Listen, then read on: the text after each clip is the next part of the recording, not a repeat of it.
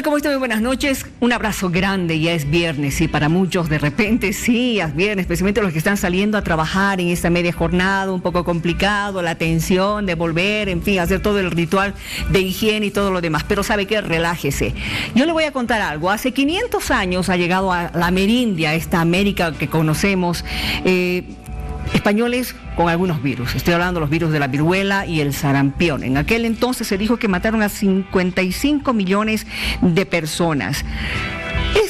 Este sarampión en Bolivia se erradicó el año 2000, se llegó a controlar totalmente. Y la Organización Panamericana de la Salud dijo que el 2006 toda América estaba libre justamente del sarampión. Pero ayer nos llevamos la sorpresa de que en Santa Cruz ha aparecido un caso, en una médico pediatra de 29 años que además está embarazada. Pero no solamente en Santa Cruz, Bolivia, ya el año pasado en la Argentina y ya el 2018 en otros países como Brasil, por ejemplo. El sarampión otra vuelta está mostrando sus garras acá en nuestra América. Algo está faltando, algo ha fallado. ¿Qué ha pasado con las vacunas? En fin, son temas que evidentemente dan mucho de qué hablar, porque en medio hay personas que dicen ¿vacunas? En fin, bienvenidos, ¿cómo están? Estas son las 5 noticias destacadas del día. Este video muestra el momento en el que los efectivos de Imopar son emboscados por quienes estaban en proximidades de una fábrica de droga en la zona de Entre Ríos, en el trópico de Cochabamba. Estábamos haciendo un operativo en una fábrica de drogas, hemos llegado a ser y hemos sido atacados por gente con armas de fuego. Se ha destruido una vagoneta, se ha maltratado a algunos policías. No hay heridos de bala, ha habido un fuerte cruce de bala, pero no hay heridos de bala, gracias a Dios. Creer que estaría montado, porque a mí me la han hecho un montaje en 2003, dinamitas amarrados acusándome de terrorismo. Jamás yo he puesto. Entonces, así son, estos golpistas son capísimos para montar y capísimos para inventar. Por eso yo no temo decir y ellos no temen mentir. Analizar, pero también apoyar o no al proyecto de ley que fue presentado por el Tribunal Supremo Electoral sobre una posible fecha para las próximas elecciones, ya sea entre junio y septiembre de este año, es lo que se desarrolló hoy en una reunión en la Comisión de Constitución de la Cámara de Diputados. Habla, entiende, interpreta y escribe el idioma aymara. Hay una ampulosa línea jurisprudencial que establece que cada persona que sea originaria también debe ser juzgada conforme a sus posibilidades, es decir, en este caso, a su lengua. En todo caso, hemos solicitado la presencia de un traductor.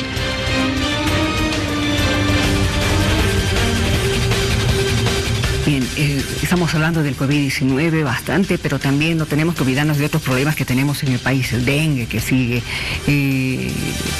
lo de que está recientemente preocupándonos, en la aparición del sarampión por 20 años, pero también otra cosa, porque hoy es el Día Internacional de Lucha contra la Meningitis, que es otro problema de salud, una enfermedad bastante contagiosa, muy grave, que incluso puede provocar la muerte.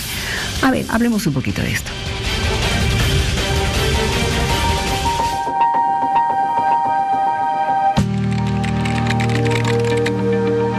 Significaría poder ver todos los detalles, poder ver a todo color y nítido de nuevo. Un mundo sin meningitis es un mundo con muchas manos para ayudar. En el que nadie tendría que perder sus brazos y dejar de tocar la guitarra. Un mundo en el que las personas que hemos perdido nuestras piernas podamos correr, saltar o subir hasta la cima de un monte. En el que todos podamos acceder a un sistema de vacunación gratuito, ya que gracias a ello y gracias a las vacunas se salvan muchísimas vidas. Significaría que como civilización hemos priorizado la inversión en la investigación y el desarrollo de remedios para todas las posibles causas. Solo a partir de ahí podremos llegar a 0 casos de meningitis. 0 casos en España, 0 casos en el mundo. Fue algo que nos afectó en el pasado y que ya no va a volver a pasar en el futuro. Sin secuelas, sin prótesis ortopédicas, sin cegueras, sin sorderas. Que en muchas ocasiones las consecuencias son para el resto de la vida. Desaparecería una enfermedad horrible y en definitiva sería un sueño hecho realidad. Ojalá lo consigamos.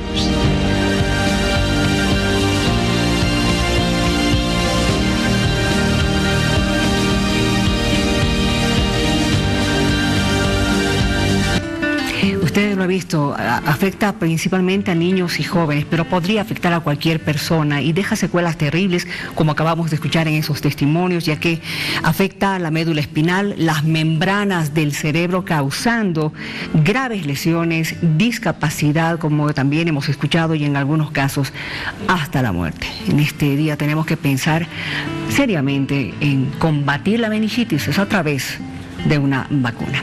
Continuamos.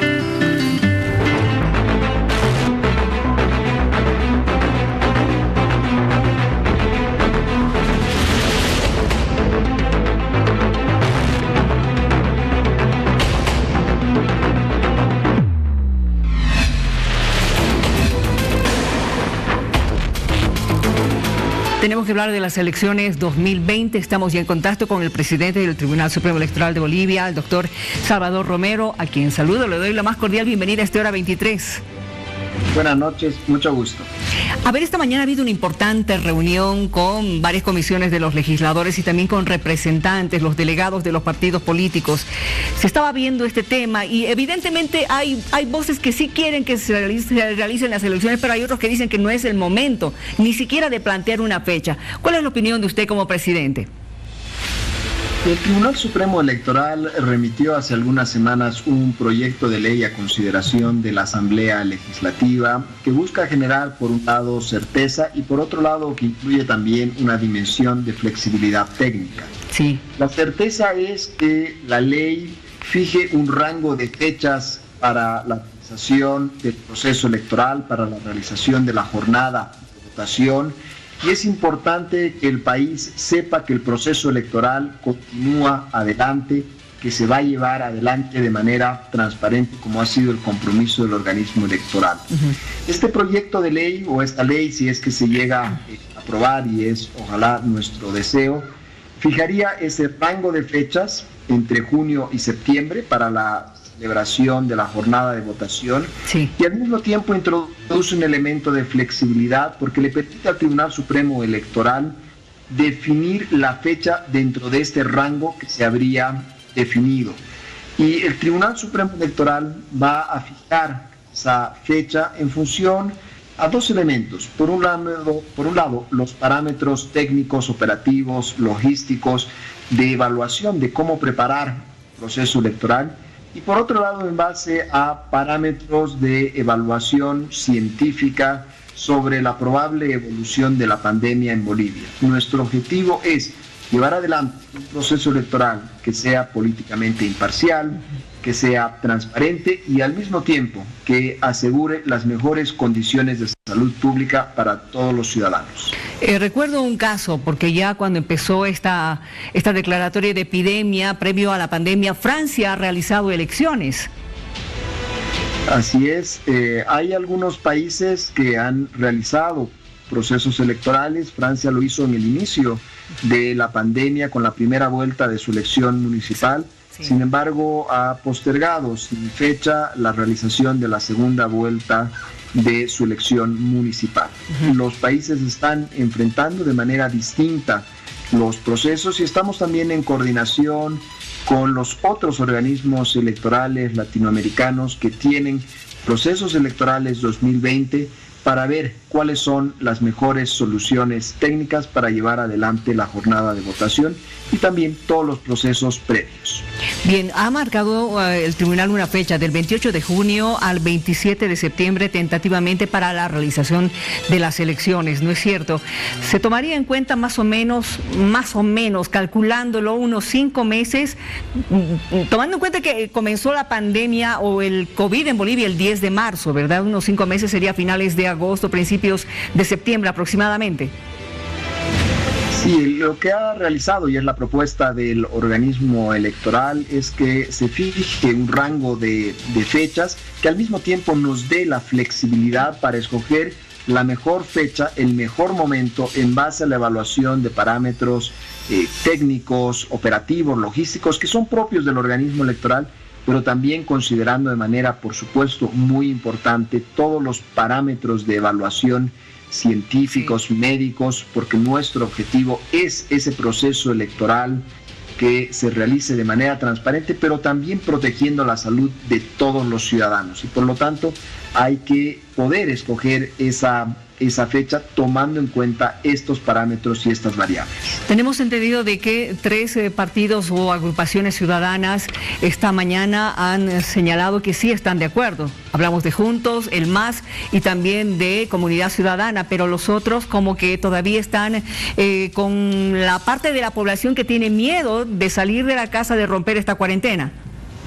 El organismo electoral comprende perfectamente las inquietudes de la ciudadanía y por lo tanto su compromiso es poder llevar adelante un proceso electoral. En lo que nos resta, faltan 45 días desde el momento en que se reanude el proceso electoral hasta la jornada de votación, privilegiando y asegurando las mejores condiciones de salud pública para el conjunto de la ciudadanía. ¿Cómo se haría con el asunto del padrón? ¿En qué sentido? ¿Se volverían a inscribir? Me imagino habría una nueva inscripción para los nuevos electores. Estamos en realidad continuando el proceso electoral que ya se había desarrollado hasta el momento. Es decir, que hay un conjunto de etapas que ya han precluido, es decir, que ya se han realizado y que no pueden volver a abrirse. Solamente las fases que se reanudarían son todas aquellas que estaban previstas desde el 21 de marzo hasta el 3 de mayo. Es decir, es esa franja de 45 días que falta la que se completaría una vez que se reanude el proceso electoral. Las fases que se realizaron desde el 5 de enero, que fue cuando se convocó al proceso electoral, hasta el 21 de marzo son etapas que ya han sido clausuradas y no pueden repetirse. Muy bien, gracias por haber conversado con nosotros. Habrá que esperar la próxima semana la decisión que tome la presidenta Áñez junto con su consejo de científicos para ver cómo está avanzando este contagio del COVID en nuestro país y las posibilidades además de ya cortar la cuarentena el 30 de abril como se había dicho anticipadamente o ver si se extiende algunos días más. Gracias por conversar con nosotros, presidente. Muchas gracias, buenas noches. Muy buenas noches. Vamos a una pausa, por favor. Y ya retorna Hora 23. Continuamos con Hora 23. No importa el color que tengas, serás bienvenido. Bien, ayer se había informado acerca de una emboscada que habría sufrido una patrulla de Humopar en el trópico cochabambino. En principio se habló de 2 personas detenidas, 2 mujeres, y hoy ya hemos conocido el detalle en forma más concreta. 13 detenidos, de ellos 3 mujeres. Estamos ya con el viceministro del Régimen Interior, don Javier Issa, para conversar justamente de lo que ha pasado en Entre Ríos. ¿Cómo está, viceministro? Buenas noches. Buenas noches, un saludo a la teleaudiencia. Cuéntenme por favor aquellos detalles, cómo, en qué circunstancias se encontraba esta patrulla cuando ocurrió esta emboscada. Bueno, el día de ayer, una patrulla de Humopar que estaba haciendo reconocimiento de la zona fue emboscada por elementos del narcotráfico, quienes abrieron fuego en contra de esta patrulla. Esta patrulla repelió el fuego y se desplazó hasta encontrar el origen de los disparos. Y el origen de los disparos era un laboratorio de cocaína en el que se encontraron a 2 personas. Aparentemente habían más personas que huyeron hacia la selva. El día de hoy se realizaron patrullajes con más efectivos de la Fuerza Especial de Lucha contra el Narcotráfico, Humopar, y se capturó a 10 personas más. 10 personas más. En total 13, ¿verdad? En total 13. Son 3 mujeres y 10 varones. Se dijo de que ellos estaban procesando esta droga, pero que también a la vez se movilizaban en movilidades con las que sacaban fruta y luego metían sustancias controladas. Exactamente. Bueno, en una labor conjunta entre la policía caminera y patrullas de Humopar, se logró detener el día de hoy a 5 vehículos, un tráiler y 4 camiones. Lo paradójico de los camiones es que estos llevaban autorizaciones de transporte por parte de la Alcaldía Municipal de Villa Tunari. Esta situación nos llama la atención. Estos camiones salieron con fruta del Chapare con el pretexto de ayudar a las personas pobres, dejaron la fruta y cargaron sustancias controladas. Al retornar al Chapare, fueron interceptadas por las patrullas móviles de Umopar y se detectó que estaban llevando casi 43.000 litros de gasolina y otras sustancias controladas a ser determinadas. Entonces, lo que nos hace ver que esta supuesta buena fe que tienen los dirigentes del Chapare para coadyuvar con las personas de escasos recursos no era más que una pantalla para introducir sustancias controladas al trópico de Cochabamba. ¿Qué dicen desde la alcaldía de Villatunari? Todavía no tenemos el reporte de la alcaldía de Villatunari. Se les va a hacer una nota. El Ministerio Público también va a iniciar, supongo, procesos en contra de los responsables, pero no tenemos ningún comunicado de la alcaldía de Villatunari todavía. Bueno, recientemente está retornando la policía a esta región en el Chapare, pero usted ya ha adelantado por lo menos unos 2 meses para dar con el paradero de más narcotraficantes en la zona. Bueno, se está haciendo un estudio de inteligencia en el que se va a ver que las condiciones,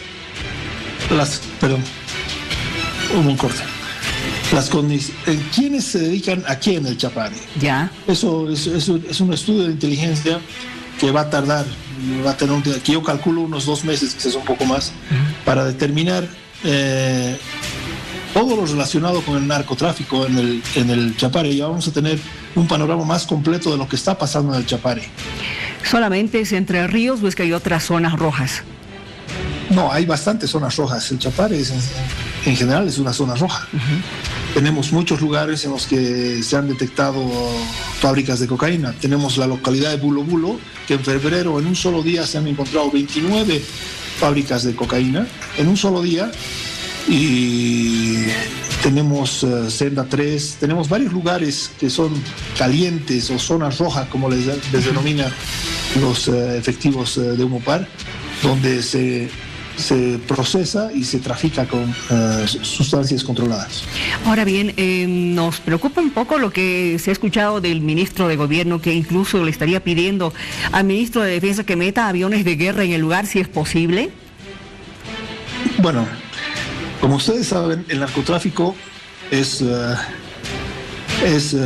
un delito que tiene mucho poder económico, que se transforma en poder bélico inclusive, ¿no? Ellos pueden contratar sicarios, pueden comprar armas, porque los intereses que se tocan en el narcotráfico son bastante grandes.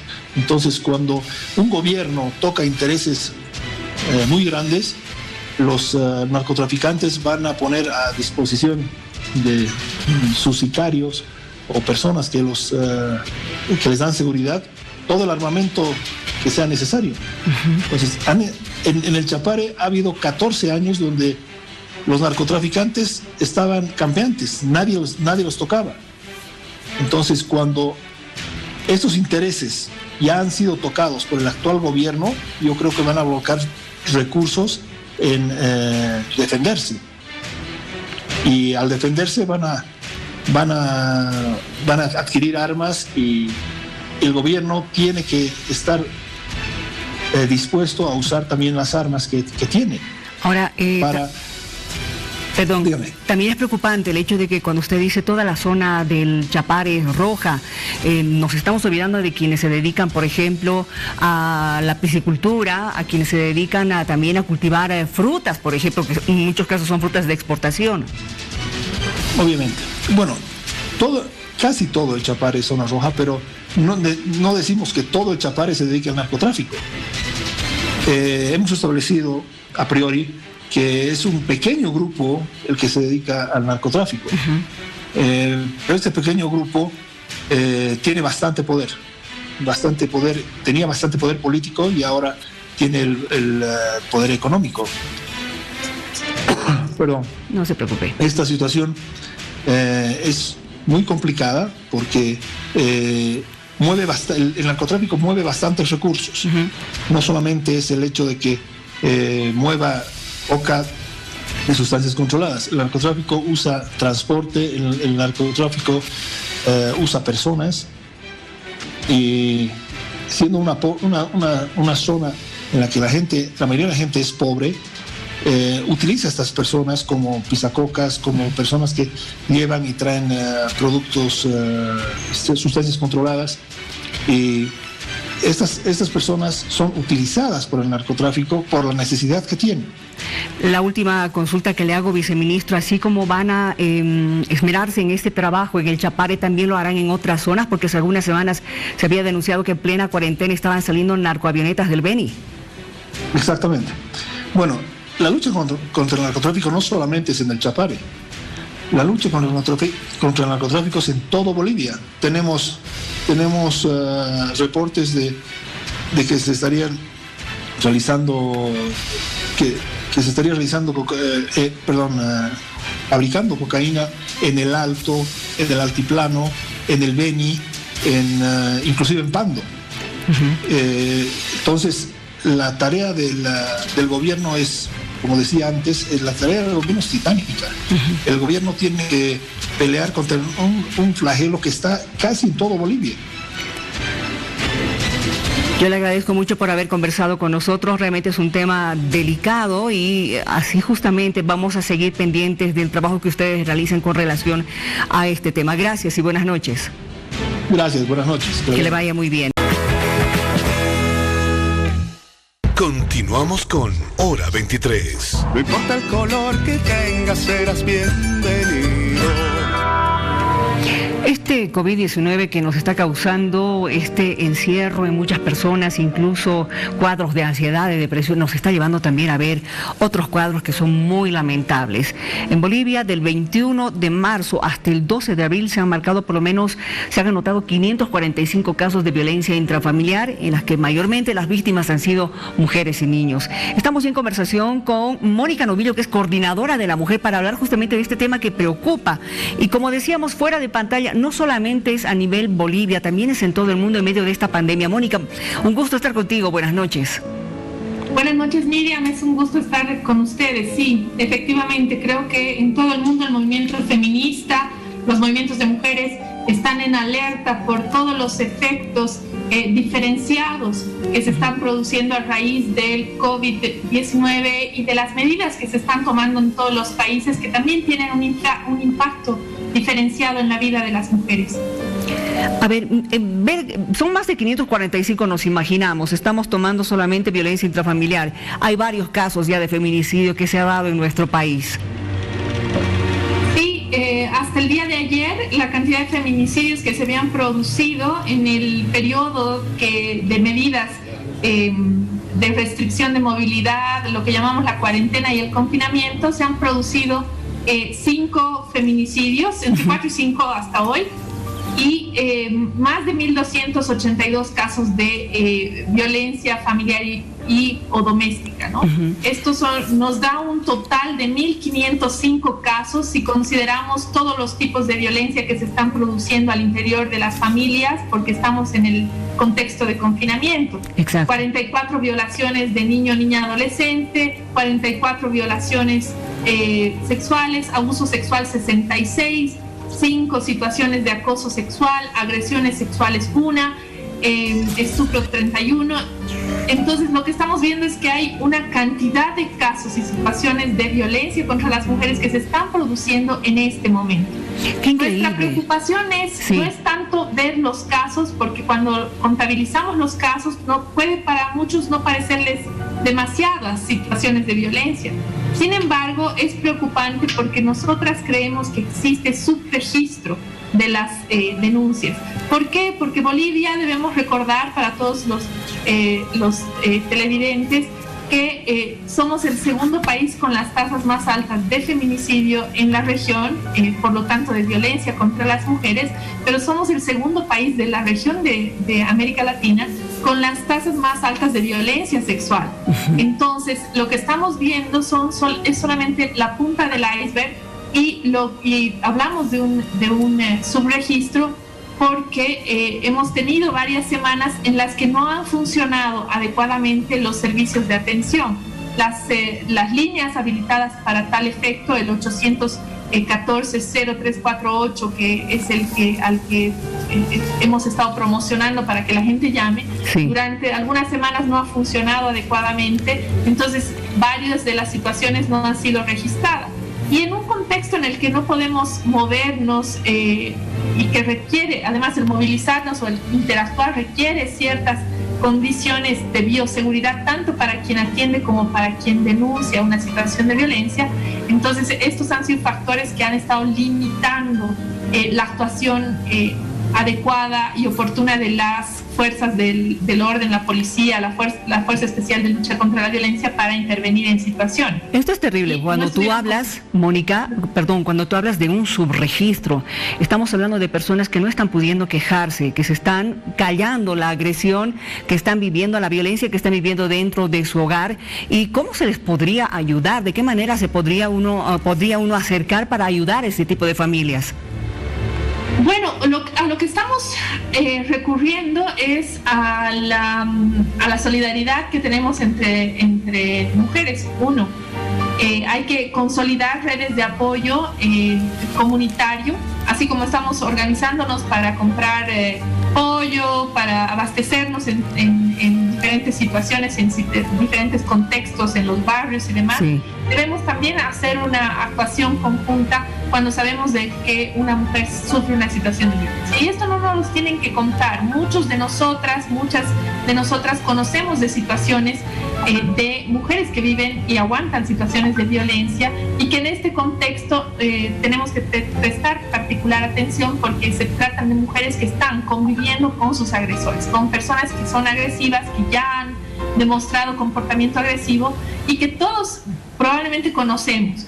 El asunto es cómo hacemos para llamar, preguntar cómo están, si ha habido una situación de agresión, preguntar sobre las condiciones también, porque las presiones por contar o no contar con los recursos necesarios para responder y atender, cumplir con los requerimientos de la cuarentena, no son fáciles. Si tenemos situaciones complejas, económicas, dificultades si vivimos del comercio y demás, están generando condiciones que van a probablemente ser disparadores, detonantes de una situación de violencia. Entonces, lo que estamos tratando de hacer, instituciones, organizaciones, es difundir números alternativos. La propia policía, la Fuerza Especial de Lucha contra la Violencia, ha generado unas líneas en las que atienden vía WhatsApp.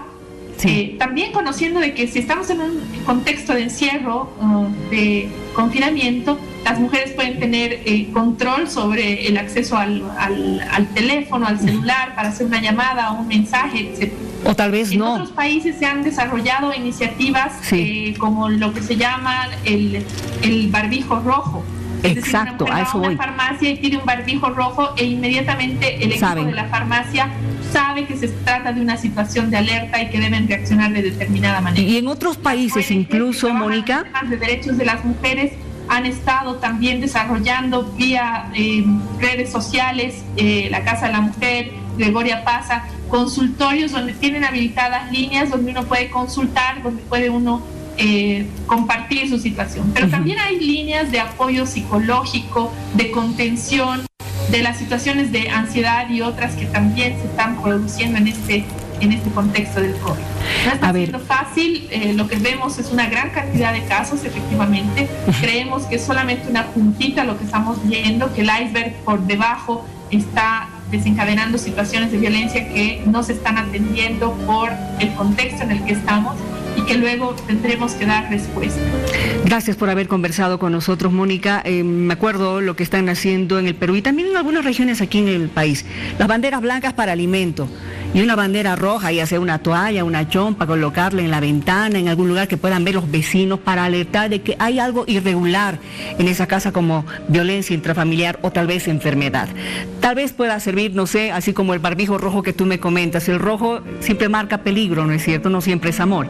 Entonces veremos cómo se puede ayudar a estas personas que están sufriendo violencia intrafamiliar. Gracias por conversar con nosotros.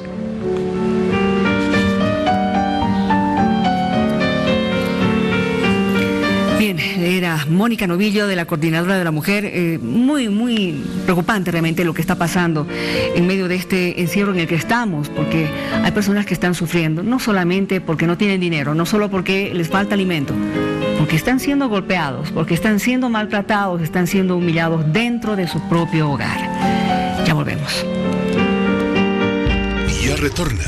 Hora 23. No importa el color que tengas, serás bienvenido.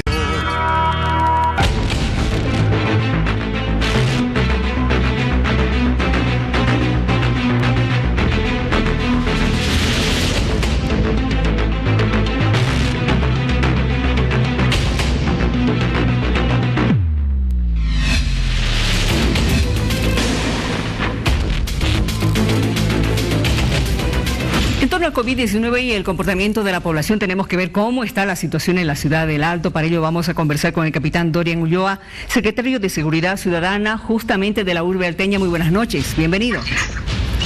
Muy buenas noches, un gusto saludarla. A ver, cuénteme, ¿cómo estamos en la ciudad del Alto? ¿Ya mejor? ¿Ya se está acatando más la cuarentena? Bueno, le comento que ha sido una tarea muy dura, ¿no? Tenemos aún una gran parte de la población que está todavía un poco reacia a cumplir la cuarentena, fundamentalmente el crecimiento de las ferias, ¿no? Que ha sido realmente muy fuerte en la ciudad del Alto, nos está generando algunos problemas, pero podemos nosotros evaluar de que desde el inicio de lo que ha sido la cuarentena en el país, obviamente ha habido una mejora notoria en la cantidad de personas que ya están conscientes, a tal punto, imagínense que cuando hemos comenzado los primeros operativos, tanto la policía como los guardias municipales eran agredidos, ¿no? Incluso físicamente por la gente. Ahora, en esos mismos lugares, las zonas están empezando ellos a cerrar y a acordonar varias de sus calles a efectos de evitar de que, por ejemplo, estas ferias vayan creciendo o se asienten. Entonces, esta creemos que es una buena señal. Obviamente nos gustaría que sea una cuarentena total, pero eso es difícil, ¿no? Eso es muy complicado, ningún país lo ha logrado, entonces hay un avance. Nosotros consideramos que hay un avance, pero todavía tenemos algunos focos, pero que están relacionados principalmente al comercio informal que se está generando durante este tiempo. No se olvide que es estrategia nacional que los alimentos lleguen a la mesa de todos los bolivianos. También es un lineamiento de que se pueda generar desde las alcaldías y desde otras instancias de que, por ejemplo, los alimentos traten de llegar hasta el barrio o hasta la zona. Esto con el objetivo de evitar que la gente vaya al mercado, pero esto ha sido, llamémosle así, aprovechado para que muchas personas, le doy un ejemplo, las personas que vendían peines en las calles, que vendían bolsas, las personas que vendían trabas, las personas que vendían cositas de plástico o vendían galletas o vendían dulces, ¿usted cree que están guardando cuarentena en este momento, por ejemplo? No. No, ellos están obviamente dedicados y han empezado, bueno, han dicho lo que está permitido vender son productos de primera necesidad, entonces han empezado a migrar, ¿no? Hacia lo que son las verduras, carne en muchos casos, ¿no? Entonces, este es un problema, un contexto también que tiene el Alto. Más del 60-70% de la ciudadanía tiene una, llamémosle así, base económica en el comercio, ya sea formal o informal, de manera directa o indirecta. Entonces, estamos hablando pues de un universo laboral muy fuerte que se suma, ¿no? O ha sido un aditamento más, por ejemplo, a una primera instancia relacionada a la mala información, a una información malintencionada, ¿no? Donde se ha querido hacer ver de que este era un problema político, de que esto era un tema que venía de alguna tendencia ideológica, o que comiendo determinados alimentos no se podía uno enfermar. Entonces creemos de que todos esos mitos que se han ido tejiendo, esas malas informaciones han ido cayendo una por una. porque varios de los que han generado ese tipo de comentarios, por ejemplo, varios diputados que decían este es un invento de la derecha, hace un par de días los hemos visto, pero como si estuviesen entrando, pues, o ellos realizando el tratamiento al COVID-19, ¿no? Con unos mamelucos, con unas máscaras que son realmente para atención de pacientes que están, pues, con coronavirus. Entonces, la gente se ha ido dando cuenta de que esto ha sido una manipulación engañosa, amañada. Entonces, está existiendo ya preocupación. ¿Por qué? Por la cantidad de casos. Ya son 43 casos en el Alto, 7 fallecidos tenemos, 5 niños que están contagiados de esto coronavirus. Esto es lo grave. Entonces, es un tema muy complicado, esto, ¿no? Es lo grave. Muy duro. Justamente, capitán, el caso de que en Bolivia no solamente están enfermando personas de la tercera edad, sino también adultos jóvenes, jovencitos y niños, cosa que no se ha dado en otros países, especialmente de Europa y Asia, ¿no es cierto? Pero acá sí, niños están enfermando y como usted dice, ya son 5 casos en el Alto. Aquello tal vez se pensó en un momento que iba a ser, qué sé yo, dar un poco más de responsabilidad al ciudadano alteño para mantener estas medidas de restricción. Sí, o sea, es pues fundamental el 99%. El 99% de evitar cualquier contagio depende de nosotros, ¿no? O sea, depende de nosotros, depende del ciudadano que tome sus recaudos, depende del ciudadano que cumpla la cuarentena. Lo que está ocurriendo, como le digo, en este momento es un estado en el cual la ciudadanía en una primera etapa no creía, ¿no? Sí. Pensaba que no nos pasaba nada, y en esta segunda etapa nosotros creemos de que ya la gente está empezando obviamente a darse cuenta de que realmente es peligroso. Ahora, el tema del contagio de los niños es obviamente una, llamémosle así, desde un punto de vista positivo, ¿no? O algo que realmente no pueda dañar a las personas, pero es responsabilidad de los padres, ¿no? Es una responsabilidad de los padres el evitar que los niños se contagien, pero hemos visto lastimosamente durante este tiempo de que varios niños jovencitos estaban en los parques, estaban en las canchas, acompañaban a los papás al mercado. Entonces, este tipo de actitudes, este tipo de actividades que todavía muchas familias están realizando, están poniendo en riesgo, ¿no? Y mire, cuán triste es. Yo le voy a comentar un tema personal. Yo he tenido 4 familiares directos que estaban con COVID-19. 2 han llegado hasta el hospital de La Portada, 2 están en tratamiento en sus casas. Uno de mis hermanos ya salió de La Portada, mi otra hermana continúa en este momento allá. Entonces es un tema tan triste porque, sabe, el día que la ambulancia les llevó y les vi subir a la ambulancia a mi hermano, por ejemplo, al que lo vi, o sea, no sabía si realmente lo iba a volver a ver, ¿no? Porque las circunstancias eran muy duras. Entonces, la ciudadanía tiene que entender, ¿sabe? Hay un componente fundamental acá. La cultura aymara, y estamos muy arraigados a rendirle muchos honores a nuestros muertos, ¿me entiende? Sí. ¿No? Entonces, por eso es de que los velorios, por eso es de que se hace lavatorios de ropa, por eso es de que se tiene que atender bien a los invitados, el entierro. Pero en este caso no hay nada de eso. No hay nada de eso, y eso tiene que entender la gente. No vamos a poder velar a nuestros muertos, no les vamos a poder poner su ropita que más le gustaba, o sus joyitas que más le gustaba, o por lo menos abrir el cajón o la ventanita para despedirse y mirarle por última vez. Entonces eso tiene que entender la gente, de que es un tema tan duro, y sabe, es una realidad, no es mentira, no es ficción, no somos inmunes, no somos todopoderosos. El patógeno existe, y esa es una gran realidad. Capitán Ulloa, gracias por haber conversado con nosotros. Realmente lo que usted ha dicho es cierto, la responsabilidad es de cada uno de nosotros para no contaminarnos. Gracias y buenas noches. Buenas noches, cuídense todos, por favor. Muchas gracias. Continuamos, por favor.